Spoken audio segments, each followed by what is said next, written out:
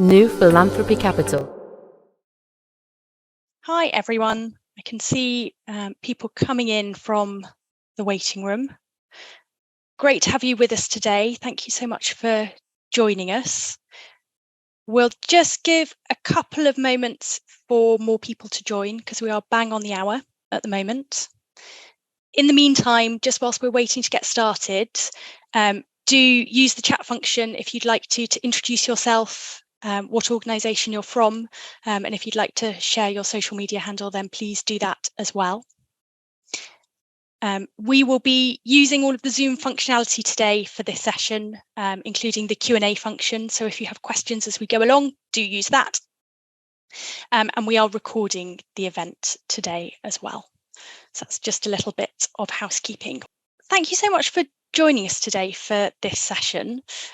We are focused today on theory of change and how it can be a useful tool for corporate social investors. That's both people who work in corporate foundations and also teams within businesses who are thinking about how they can achieve social and environmental change for the business. My name's Marjorie Infield. I lead our work with businesses at NPC and really pleased to have so many of you with us today. The agenda for today's session is split into 3 parts. We've got about an hour together today. And to start with, I'll spend some time introducing the concept of a theory of change in more detail. For some of you, it might be a concept you know quite well, and for others, maybe less so. And so I'll talk through what a theory of change is, why it's valuable, and particularly why it's valuable for corporate social investors thinking about their social impact, and also how you can get started in developing a theory of change. Then we're really lucky because we have Matt York with us today, who is the foundation manager at Santander Foundation. And in the second part of the session today, we're going to hear from Matt on his perspectives from a corporate foundation world of using a theory of change, using and developing. So that will be fantastic to hear his first-hand experiences. And then at the end of the session, we'll keep some time to answer your questions. So if you have questions as we go along, please do use the Q&A function, and at the end, we will make sure to pick those up. Before we dive into the content, I just wanted to take a moment to talk a little bit about NPC for those of you who don't know us. So we are a UK registered charity ourselves. We work as a consultancy and a think tank for the voluntary sector, and we work with all types of funders, charities and other stakeholders to help them to maximise their social and environmental impact. NPC has its roots in grant making and in supporting grant makers, and its original purpose when it was set up more than 20 years ago was to help grant makers to become more effective. And so some of the questions that we're going to talk about today on theory of change and how it can be used by funders and by those with influence over funding are really central to all of our work at NPC. So let's dive into the first part of our session on why theory of change is valuable and, first of all, what it is. So what is a theory of change? Well, at its very simplest, a theory of change is a conceptual map, and it's a map that shows how your activities lead to change in the world. And those activities could be a range of things. It could be funding a charity to deliver particular work. It could be delivering some of that work yourself. It could be campaigning for change in policy, a whole range of different potential activities. And your theory of change communicates how your activities lead to outcomes and how those outcomes contribute to your ultimate social and environmental aims. But more than that, a theory of change is a way of providing a really clear narrative about what you're doing. That can be really important, particularly in a business context, for communicating not just to senior leaders and staff across your business what your team is doing and its value, but also to broader stakeholders, That might be customers, it might be shareholders. A theory of change also allows interrogation of the rationale for you to invest in specific activities so that you're focusing your work on the activities that are likely to have the biggest impact. So it takes that evidence-based lens and makes sure that you're focusing on the things that are most likely to deliver your ultimate aims. A theory of change also provides the basis for monitoring and evaluation plans. And it does that because it brings clarity to what outcomes you should be measuring. And that makes it much easier to hone in on the important metrics that you should focus on. And then lastly, a theory of change is also valuable because it's not just an output. The process is also really useful. So I'll talk through the process in a bit more detail later on.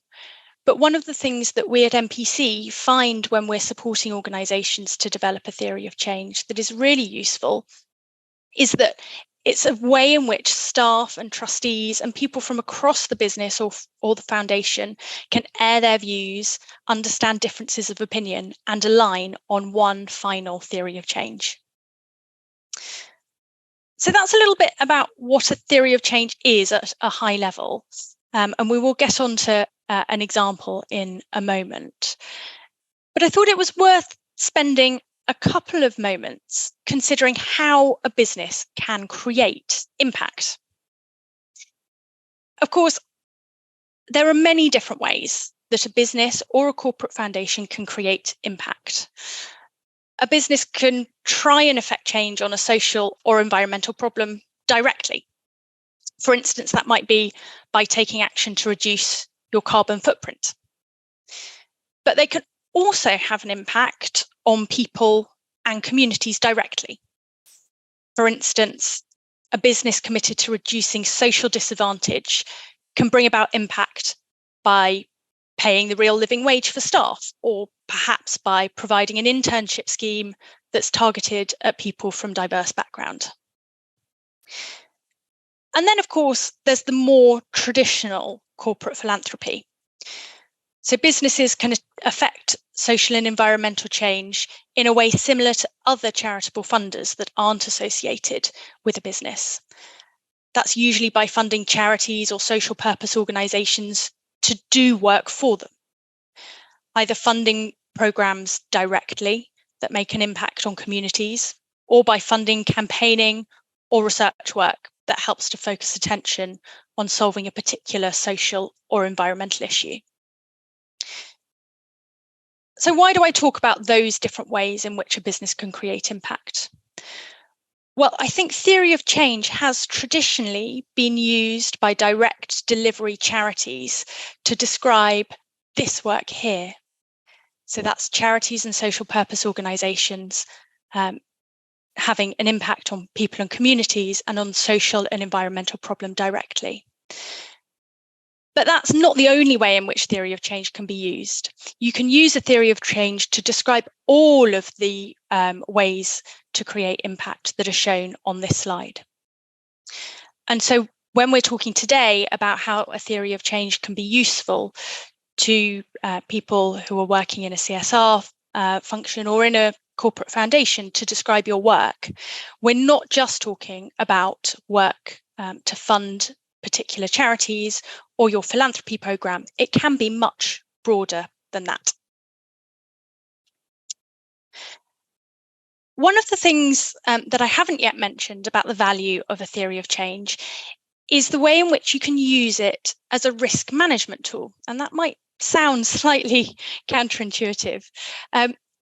But theory of change really helps you to break down the complexity that there can be when you're considering all of those different ways in which you can create impact. And if you can understand the complexity better, that helps you to manage multiple different types of risk. So the first risk here that I wanted to talk about is impact risk. So you might not achieve as much impact as you could if your approach lacks clarity or if it doesn't focus on the most impactful activities. So a theory of change is really useful because it brings that clarity and it helps you to look at the evidence base and understand, are the activities that you are investing your time and money in actually the most impactful ones in bringing about the aim that you're seeking? Also, it's worth thinking about whether your work might be undermined by other things going on in the business or things that might not be aligned with the goals that you have within your team. That can both be a risk to impact, because if it's undermined by other work in other areas of the business, then it might reduce the impact that as an organisation you are able to have. But it's also a reputational risk potentially. When it comes to reputational risk, customers, shareholders, other key stakeholders might see corporate social impact activity or the work that's being done through a corporate foundation as greenwashing or impact washing. And for that reason, it's really important to be able to clearly communicate how your work has impact, and also to be able to measure it, to really demonstrate that what you are doing is having an impact.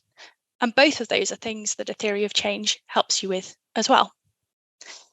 And then lastly, there's there's regulatory risk.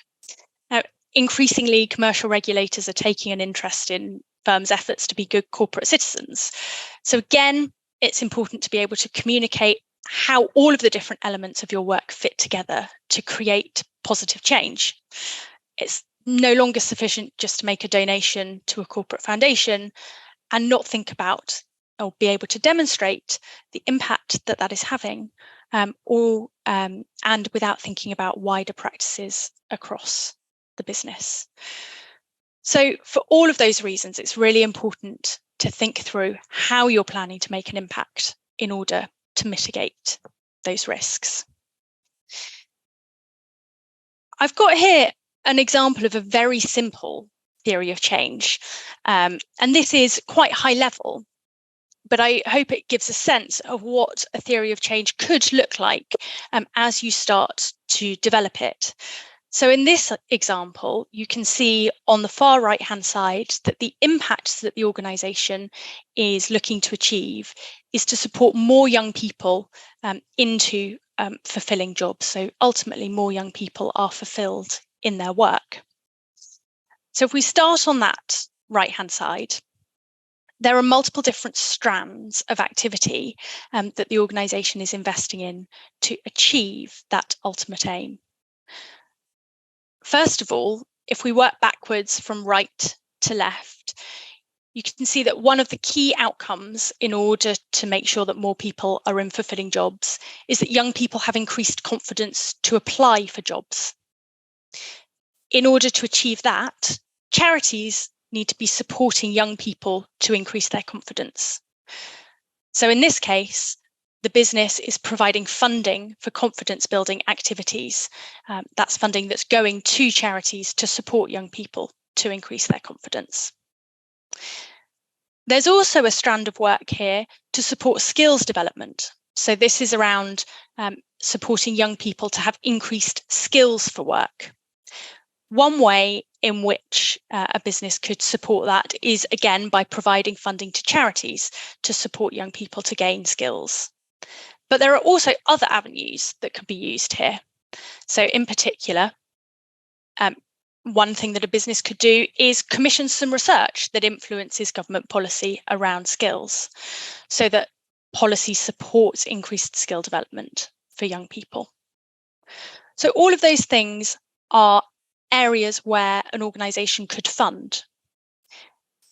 But going back to what I was talking about initially with the opportunity for businesses to make an impact directly on a social issue, there's also the opportunity for the business to create job opportunities, good, fulfilling, high quality job opportunities for young people in the business. And there's also the opportunity to influence other companies to improve their offer for young people. So this shows the opportunity to think about all of the different assets that you have and the ways in which you as an organisation can bring about that ultimate goal. You can see from this example of a theory of change that it's really about breaking down the steps. The theory of change helps you to think about all of the intermediate outcomes that your activities need to achieve in order to lead to that end goal. So we're getting rid of that sense that a miracle occurs somewhere in the middle, and hopefully addressing the lack of rigor or rationality that sometimes people might think is associated with charitable work. So, very quickly, I'm going to talk through how you develop a theory of change and what a good process looks like. The most important thing here is to remember the IKEA effect. So that's the observation that people feel much greater commitment to and ownership of things that they've helped to create. Although if you talk to someone who's recently constructed some flat pack furniture, they might not agree. We find this is very much the case with theory of change.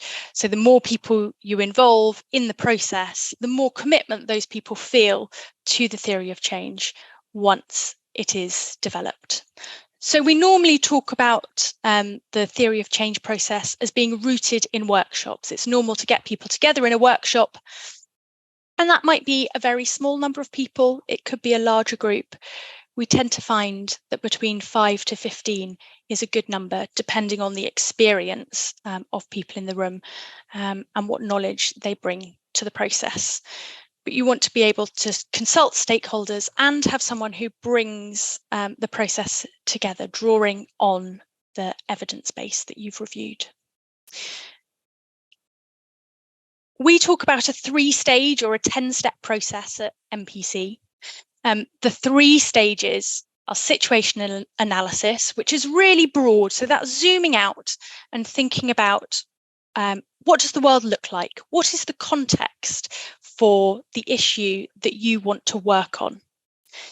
Then there's zooming back in to your theory of change and getting really specific on the programs that you are going to invest in. And then at the end, zooming back out again to assumptions. And that helps you to question what needs to be true in order for the theory of change to work. What are the weaknesses or risks? We've produced a guide that takes you through each of the steps, each of the 10 steps within these 3 stages, which is really useful if you're thinking about embarking on this process and want more detail than we're able to cover in this session. And I think one of my colleagues will post that in the chat so that you have a link to that resource too. But really the message here is that it's important to zoom out at the start, understand the broad context, then zoom in to really analyse what work you're going to do and what's informed by the evidence, what the evidence tells you about what you should be doing. And then again, zoom out to think about the bigger picture and make sure it all makes sense. So the situational analysis, there's a real opportunity here to talk to others. So talk to other funders, talk to charities that you already know, although being cognizant of their time, and read the research, gather insight about whatever problem it is that you have decided to focus on. And the better your research, the more in-depth you're able to get with your situational analysis, the more questions you might have about where to focus. So there is a bit of a trade-off between keeping the scope narrow and boiling the ocean. But this is the stage that will really ground the rest of your work and make sure that it's evidence-based. And so it's important not to skip this step, because otherwise you can develop a lovely theory of change that isn't rooted in the evidence at all and therefore won't achieve the goal that you're looking for, which is a really logical argument about why you're focused on the activities that you are. Once you have that evidence base, then you can jump into developing the theory of change. And this is where workshops and involving all of your stakeholders is really important. We talk about these 5 areas as the standard components of your theory of change. And we use these terms across all of our resources and guidance, including the one that's been shared in the chat. Don't worry too much about the jargon. It's very easy to get bogged down in the jargon. So don't worry too much about using the terms in exactly the right way. The key thing is that you make sure that you're hitting each of these areas, however you choose to describe them. So first of all, you need to think about impact. What's the sustained change that you want to achieve for people and communities? That needs to be something important. It needs to be something meaningful. And often that will already be really established for you. So it might be that it's in your vision and mission. It might be that you have a broader strategy that already lays out what impact it is that you want to achieve. Sometimes organizations choose to develop a theory of change at the same time as reviewing their mission and vision, because the impact that you're seeking is so fundamental to a theory of change. And alongside that, you need to think about your target groups, because your impact will be impact for a particular group of people or for a particular type of organization or whoever it might be. So you need to understand your target groups as part of defining what impact you want to achieve. Then you can move on to thinking about outcomes. So again, you'll recognize that we're moving from the right-hand side of that diagram that I shared earlier, further to the left. So outcomes are the short-term changes in target groups that contribute to impact. So they're the skills, knowledge, attitudes, or behavior changes that you want to bring about in your target group in order for them to reach that impact that you have already defined. They differ from the ultimate impact because they're short-term changes. So in the earlier example, for instance, the ultimate impact was that more young people are in fulfilling jobs, but the outcome contributing to that impact, or one of the outcomes, was young people having increased skills for work. So having increased skills can happen over the shorter term, but being in a fulfilling job is a longer term impact. Once you've defined your outcomes, then you can think about activities. And activities are usually the easiest bit of your theory of change to define. What are you going to do? It's important to describe in some detail what your program does. So what will you be offering? How often will you be offering it? If, for instance, you're thinking that you might develop an internship program, how will that work? The more detail that you're able to get into here, and the more evidence that you're able to draw on from your situational analysis, the more robust the design of your programs ultimately will be. It's important, as I mentioned before, to think beyond just potential grant making or charity partnership activities. So this is an opportunity to think about what other parts of the business could provide. What assets do you have to draw on? What relationships, what knowledge, what skills could be helpful? And then lastly, we have change mechanisms. So change mechanisms are about how activities should be experienced by target groups in order for those activities to be successful, to bring about the outcomes that you're seeking. So if, for instance, you're looking to bring about an increase in young people in fulfilling jobs, and one of the activities that you're using to deliver that is creating job opportunities for young people in the business, then you're going to want to make sure that those young people feel respected, trusted, inspired. It's really the question of how do you make that activity a positive experience for them? And that will help you to think about the qualities that your activities need to have in order to be successful. Where you're funding a charity to deliver work, the change mechanisms might actually be owned by them. So it might be the charity that needs to think about what change mechanisms it needs as part of its delivery. But it's still useful for you to think about them for two reasons. First of all, it will help you to ensure you're funding good quality work, because you can ask the organisations questions about some of those qualities. And it also helps you to think about how you're going to measure the work that you're funding in a positive way. And then finally, you can check your assumptions. So that's coming back to what I was mentioning earlier about looking at where your theory of change might be weak, what you need other stakeholders to do. So it's zooming back out and considering what factors there are that might determine how successful the delivery of your work through this theory of change is going to be. At the end, you can put all of this together in a diagram. This is optional, but we see lots of people like to do this. It can help with the communication of your work, which is one of the most useful things about a theory of change. To give you a sense of what this can look like, I've got here an example of a fully formed theory of change, which NPC supported the Friends Provident Foundation to develop for its Building Resilient Economies programme. Which was focused on building a fair, resilient and sustainable economic system in the UK.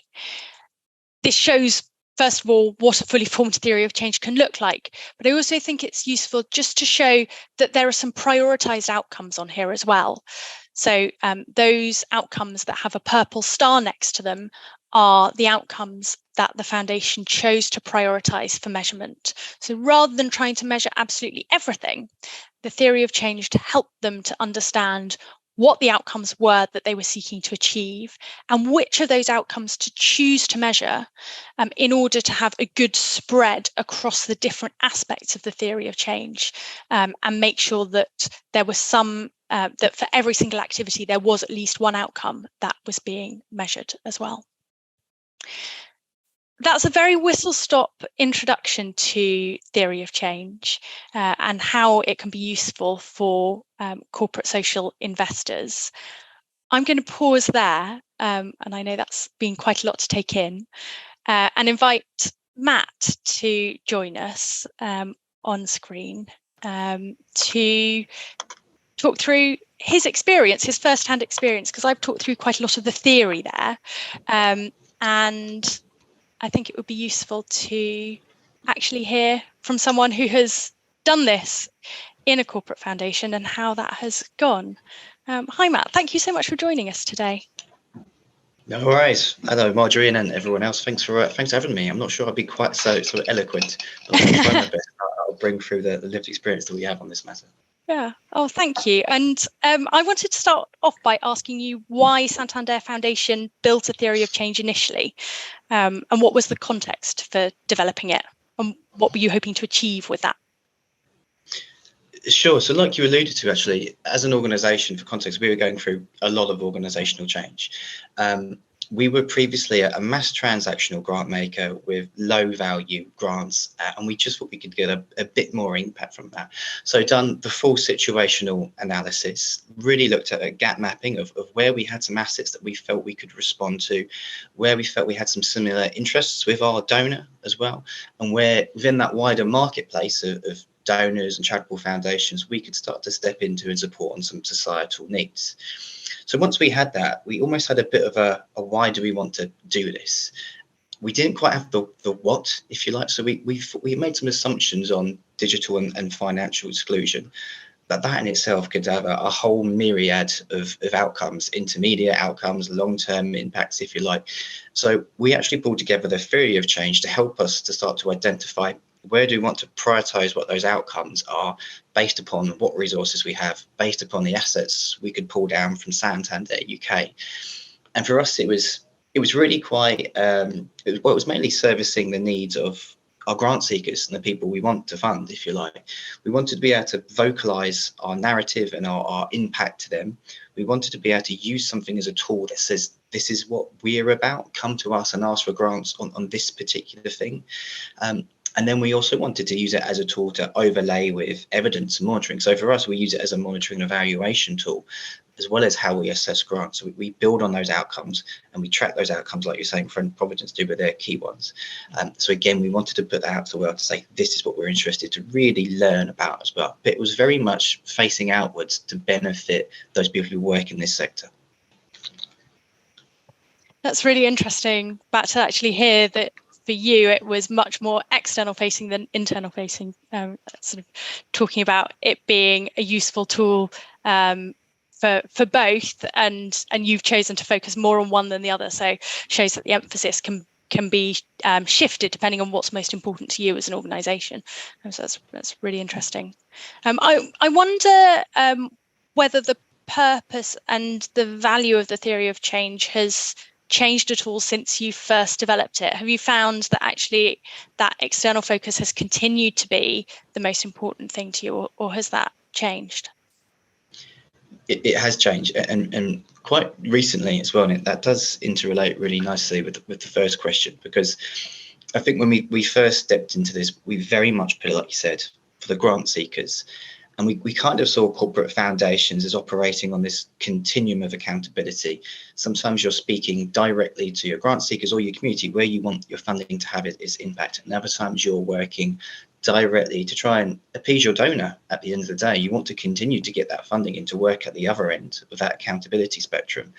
As time's gone on, though, we've really recognised to think of it as a continuum is quite folly. And it's a real matrix of accountability, and corporate foundations and corporate funders exist in this beautiful matrix of aligning impact between the two. And we started to use the theory of change as a tool to do that.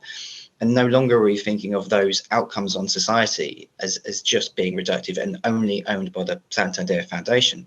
Some of those outcomes of society are really beneficial for Santander UK, not just from a market share perspective. Of course, there's some organic benefit there, but to really showcase the world, they're really buying into their ESG strategy. They mean business in this space.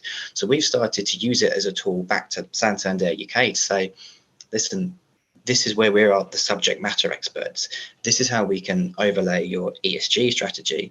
And we can also use it to advise on the ESG strategy. So when you start to become that subject matter expert, you can start to influence back to your donor. No longer are you just being the recipient of gifts to then drive outwards.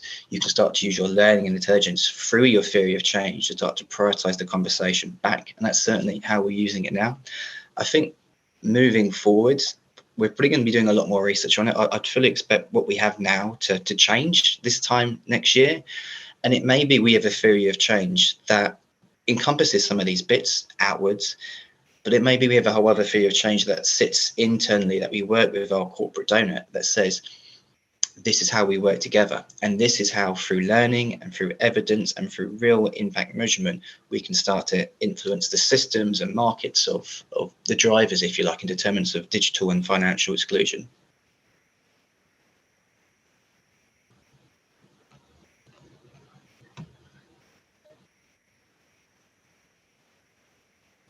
Marjorie, we can't hear you. I'm glad it's not just me. Can you hear me now? Got you. Yes. I have. Perfect.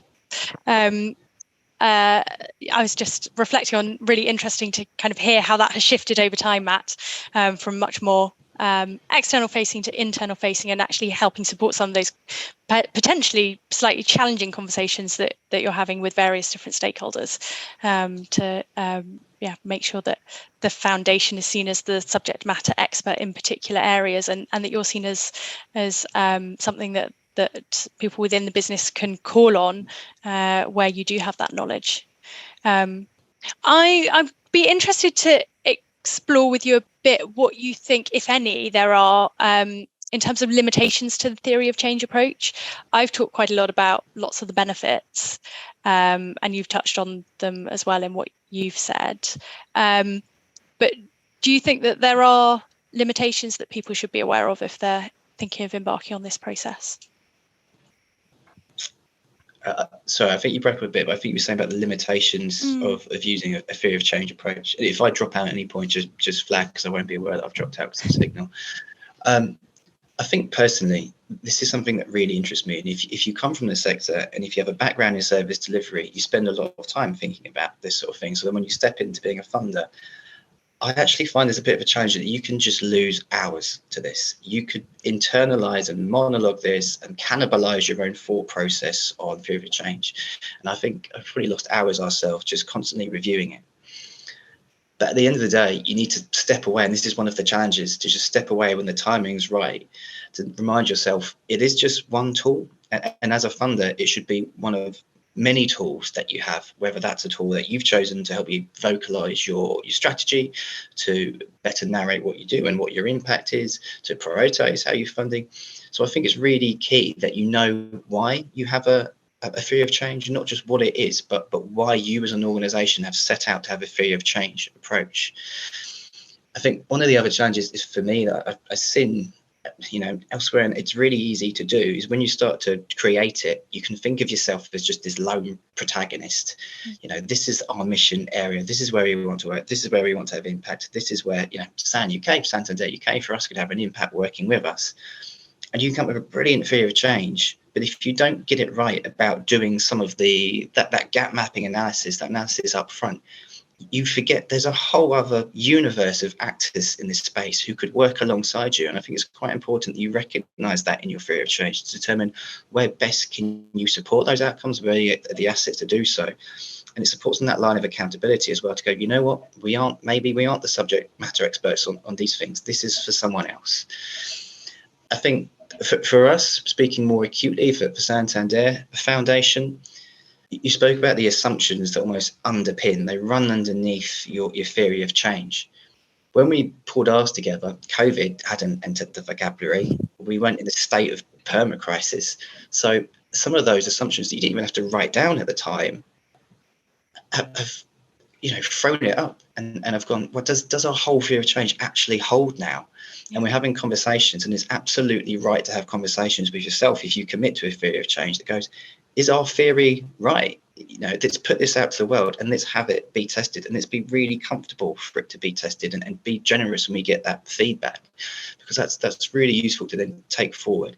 And I can tell you, lots of those assumptions have been undermined because of the social inequalities that are just broadening at a pace that the sector quite honestly can't keep up with.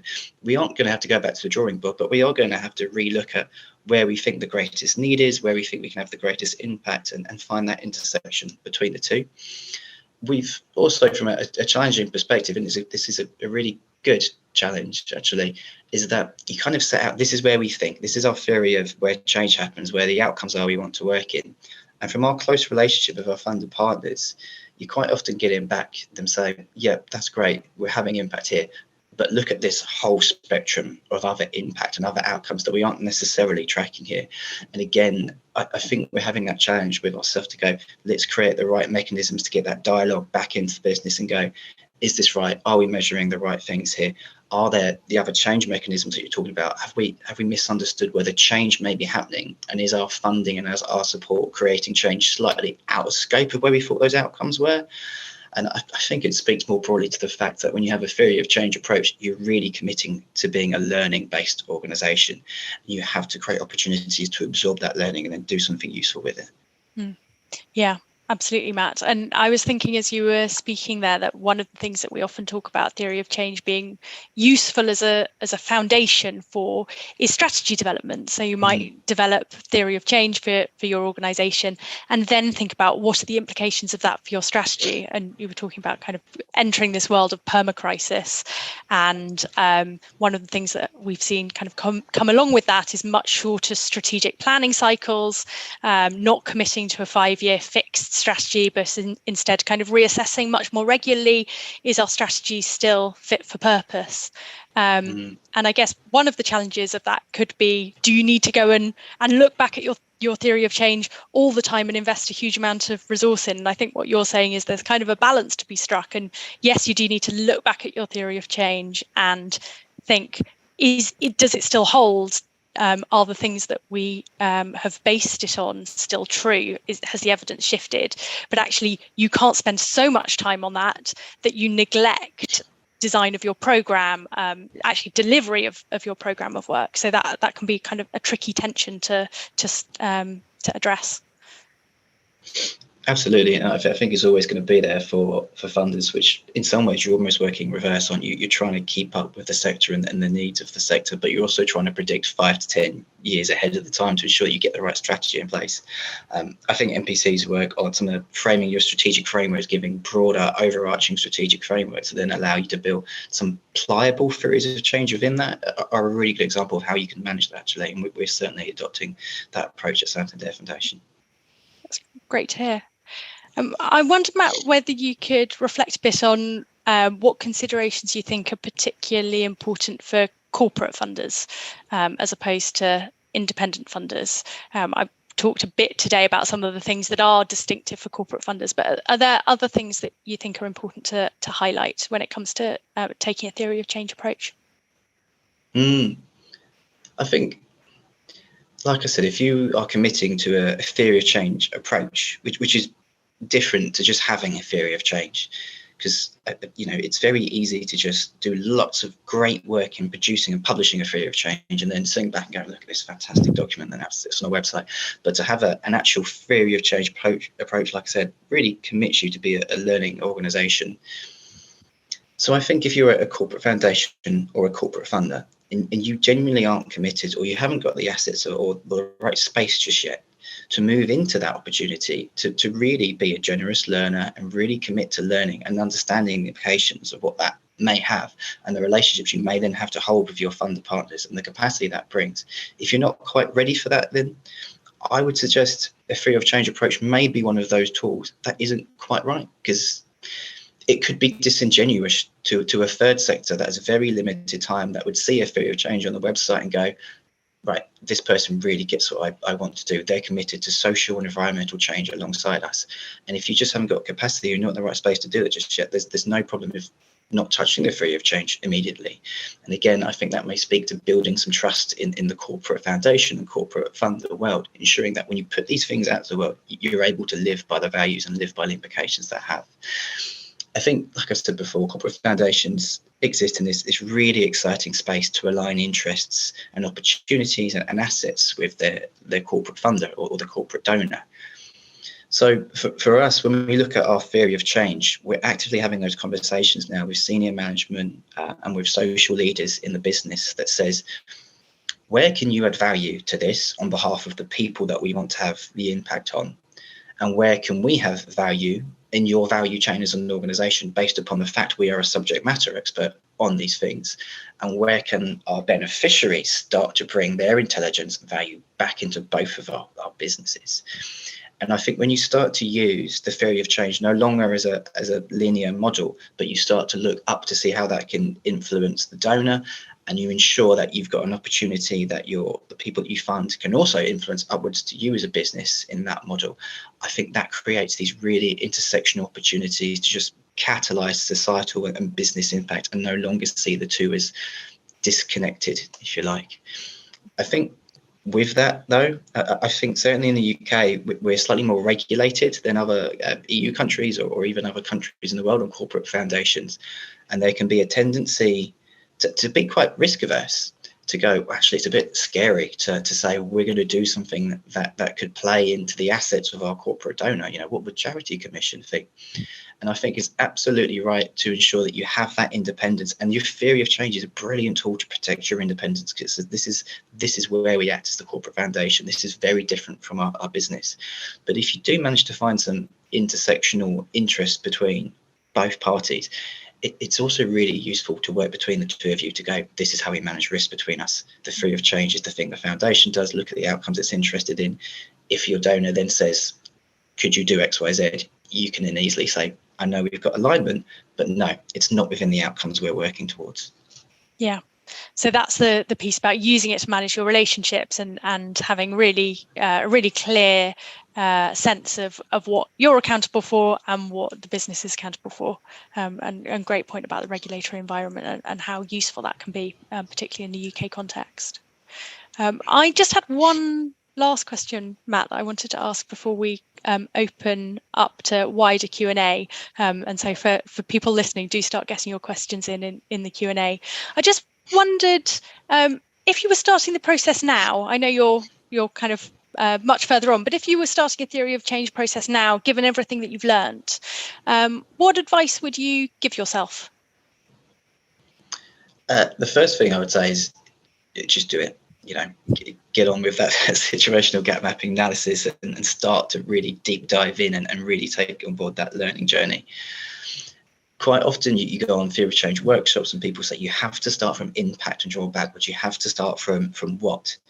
But I think what I would say to myself and anyone else approaching this is be really clear why first. Why even are you taking a theory of change approach? And then who is it for? And you may have, like I said, that accountability spectrum. You may have different reasons for those different stakeholders, and the different stakeholders of your corporate donor as well. You know, their ESG strategy may be a stakeholder individually to the actual organization itself. So be really clear why you're doing it, because that should then help guide the outcomes you're working towards and the assets that you want to bring into your theory of change. I think also be clear. I'd say to myself, be clear. Is this a program? Is this an organization? You know, are you doing this on behalf of everything the corporate foundation does? Or is this really a programmatic? This is the one piece we're doing. Otherwise, you could end up with a theory of change, which looks like a whole constellation of outcomes if you're not acute to determine where it fits within what activities and what piece of the jigsaw in your organization. I think that probably one of the main things for me is it is a theory. I mean, the clue's in the title. So this is it's a journey of testing and learning and putting the theory out to the world and then sharing that learning back. There's no point in having a theory of change, getting learning back as a funder, as an organization, and then just sitting on it. Either that then reviews and determines how you work, and you need to share that learning outwards with the sector and those people that you're working with. But it can't just be something you say, okay, the theory doesn't work, or it's been founded to be correct. Great. But, you know, what next after that? I think the last thing I would say is if you're not sure where to start, just speak to others. I think you mentioned it earlier, Marjorie, speak to others that have been through it. You know, I'm more than happy if people want to reach out to myself, get in contact. I can also connect you with others who've been through this journey and continue to go for ourselves. But if you're really not sure where to start it, then don't be afraid to call in some additional help on this sort of thing. It takes a lot of capacity and a lot of time to really understand where you want to go, and having a more objective lens come in, somebody external, whether that's just someone for a few hours, bring in a consultant, or just a peer in the sector, it is incredibly useful just to get a different take. So I think if you're stuck, call in the experts, call in some peers and get some additional help and context. What a great place to leave it. Thank you, Matt. That's been really interesting, and I hope quite useful to people who are thinking about starting on this journey. I am just having a look in the Q&A part to see what questions we have coming in from the audience, and please do pop any questions that you have got in there. And my colleague Tom has, I think, appeared on screen to help us navigate through some of those. Tom, did you want to kick us off? Oh, we can't hear you, Tom, or I can't hear you. We're all having sound issues today.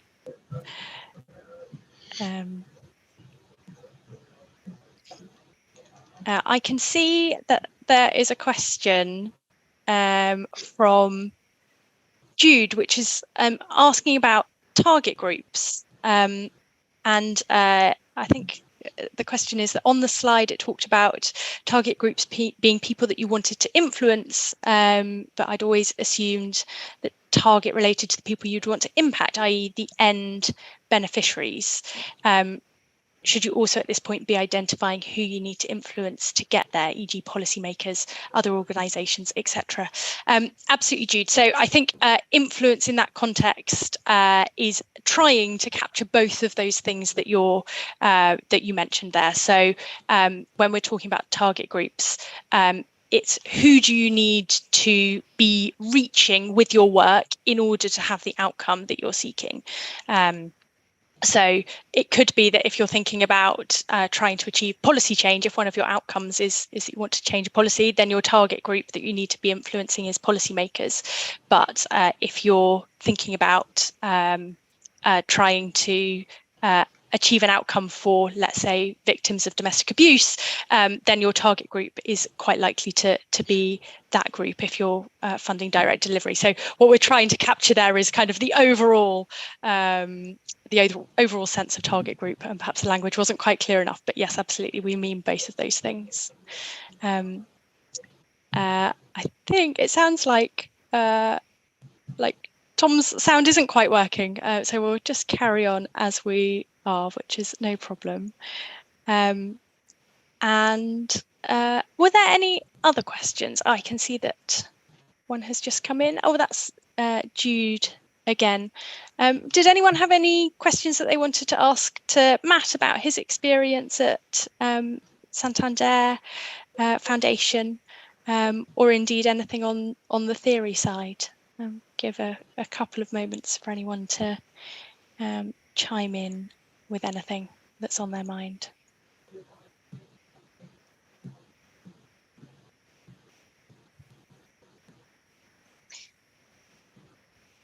So Alice has asked in the chat, isn't a theory of change also useful for identifying intermediary outputs on which to condition further funding? This helps with accountability, doesn't it? Matt, I wonder whether that's something that you had thoughts on. We did, and I'd actually our thoughts have changed on that slightly from experience. So when we first done that analysis, we looked at money advice and pension service, as well as other community providers across the UK. And we looked at what were those change mechanisms that led to digital and financial inclusions, digital and financial inclusion benefiting. We then mapped back to find some of those intermediary outcomes, and we publicly said these are some of the intermediary outcomes we want to fund. We didn't then put that in as a condition of funding, but we said that's where we want to prioritise our funding. So we ended up with a portfolio of people naturally working in that space. We did take the decision not to use it as a reporting tool to then say, how are you working on that? It's a precondition of funding in the next year. Because we took that learning journey, it was more of a case of, if that hasn't worked as an intermediary outcome, why not? What's changed in the environment? What's changed in your delivery? And how can we help you to respond to that? I think moving forwards, we are having the conversations to even say, do we put those intermediary outcomes? Is that even for us to determine that as a funding priority? Or is that for the organisations we want to fund to tell us how they achieve the impact through what outcomes? I mean, there's plenty of ways to do this, and I think neither one way is the correct way, but it is really useful for others, particularly for smaller organisations, to see that, what does the funder want to work with? Have I got the capacity and the skills as an organisation to deliver this outcome they're interested in? So I think Alice makes a good point, that depending on your funding programme and the organisations you want to work with, can be really useful to be efficient and to expedite sort of time and grant making in the sector. Yeah, great, absolutely. I would echo all of that, Matt. So, we would say at NPC it's really important to identify your intermediary outcomes as part of the theory of change process, because that's what gives you the intellectual rigor, and it can really help with identifying what metrics to measure. The question of kind of how you decide to condition further funding, for instance, that's a slightly separate conversation which you can have once you have the evidence underpinning your theory of change, but obviously interlinked. I can see there were a couple of questions about resources, and Tom has popped some links in the chat, which I hope will be useful. We'll also share the slides with everyone who's attended today, so that you have those at the end, and contact details and so on as well. So you will have those to refer back to. There's a question here from Jer Lynch, which is about how important is it to define metrics for monitoring and evaluating the impact of your theory of change? And I think that it's a really good question to think about, how you use your theory of change as a basis for measuring the impact of your overall work. At NPC, we would say the process of splitting out from your impact all of the different outcomes that your activities are going to contribute to, and defining how those lead to the ultimate impact really helps you when it comes to monitoring and evaluating your overall impact. Because if you can't measure your overall impact, and often that's really hard because you're trying to measure a societal change, or you can't necessarily follow up with the groups of people who you're trying to effect change for, it gives you a way instead of measuring outcomes in a much more tangible way, and making the argument that those outcomes contribute to the overall impact. So it's valuable from that point of view. Matt, how have you found your theory of change useful or not in developing your monitoring and evaluation plans? It's probably the foundational thing to launch a monitoring and evaluation framework. But in the same way of really determining why you have a theory of change, it needed lots of thought process beforehand to say, what's the point of the monitoring and evaluation framework? What are we going to use the evidence for? What questions are we asking to supply to what stakeholders? So for us, like I said, it's very much about learning to understand where impact happens. What impact is really subjective, I get that, but where impact happens, what those change mechanisms are, so we can then fund that again in the future, and also understand where things aren't quite working. What are the correlating factors there? So we didn't use it to ever track outputs.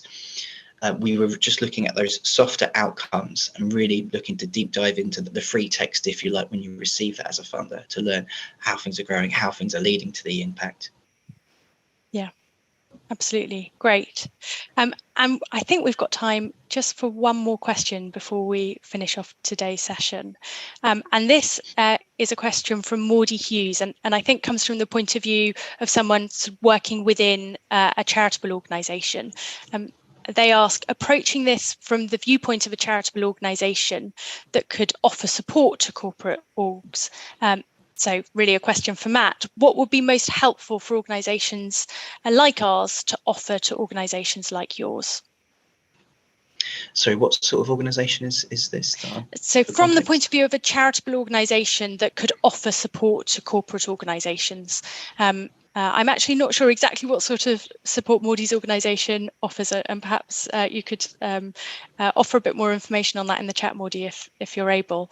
But what sort of support do you think would be helpful from charitable organisations that are kind of playing a support role for corporate funders to help you do your job better? I think if you're receiving funding from a corporate foundation and you're buying into working alongside their theory of change, then absolutely work with them to build a relationship, to challenge it, to test it, and to be purposeful with that relationship and start to build up that trusting relationship to say if it's working or not. Sometimes as foundations, with all the goodwill in the world, you can get stuck in a bit of a thought vacuum if you don't have the right mechanisms developed yet to receive the right level of feedback.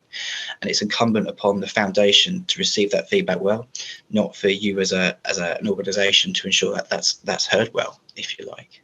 I think if you're not receiving funding from an organisation that could potentially have a fear of change that's interested in this space, from my perspective, I spent some time in the third sector and now in Santander UK. I'm in the private sector. You are the experts. If you're in the third sector and you spent your life in service delivery, believe me, you are the experts in this field.